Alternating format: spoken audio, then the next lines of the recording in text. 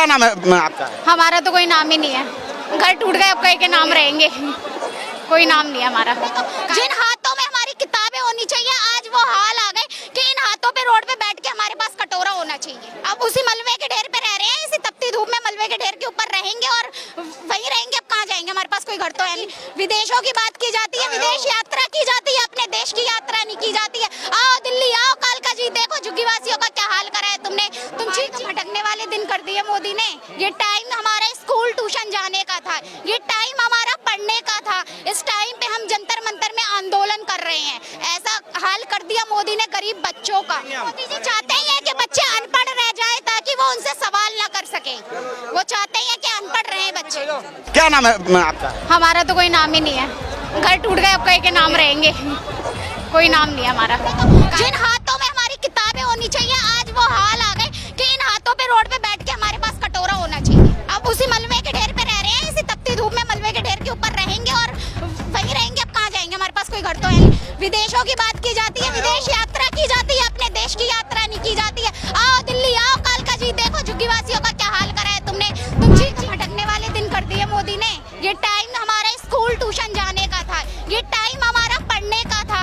इस टाइम पे हम जंतर मंतर में आंदोलन कर रहे हैं। ऐसा हाल कर दिया मोदी ने गरीब बच्चों का। मोदी जी चाहते ही है कि बच्चे अनपढ़ रह जाए ताकि वो उनसे सवाल ना कर सके। वो चाहते ही है कि अनपढ़ रहे बच्चे। नमस्कार, आप देख रहे हैं DS4 और मैं हूं रंजय कुमार। दिल्ली में 27 साल बाद भाजपा की वापसी होती है, जहां झुग्गी वहीं मकान के नारे के साथ। लेकिन चुनाव जीतने के बाद जो होता है वो अलग ही नजारा दिखाई देता है। उनका कहना है कि जो कई लोगों की मकान है वो अवैध है। हमारे साथ एक लड़की, क्या नाम है आपका? हमारा तो कोई नाम ही नहीं है। घर टूट गए, अब कहीं के नाम रहेंगे, कोई नाम नहीं है हमारा।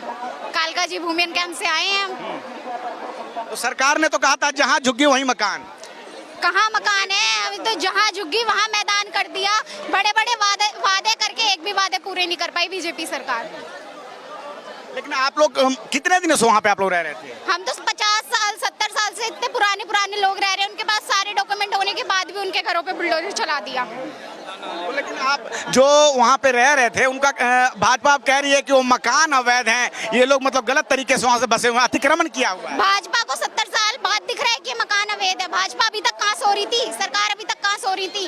अब जागी है सरकार। अब जब सब सारे डॉक्यूमेंट बन गए लोगों के, सब कुछ है उनके पास, अब तुम हमें अवैध बता रहे हो, अब तुम हमें कब्जाधारी बता रहे हो, अब तुम हमें बांग्लादेशी बता रहे हो। और ये जो भाजपा कहती है कि सबका साथ है, सबका विकास है, सबका प्रयास है। कोई विकास नहीं हो रहा, गरीबों को उजाड़ा जा रहा है, गरीबों को उजाड़ा जा रहा है, कोई विकास नहीं हो रहा। और भारत दुनिया का ऐसा पहला देश है जिसके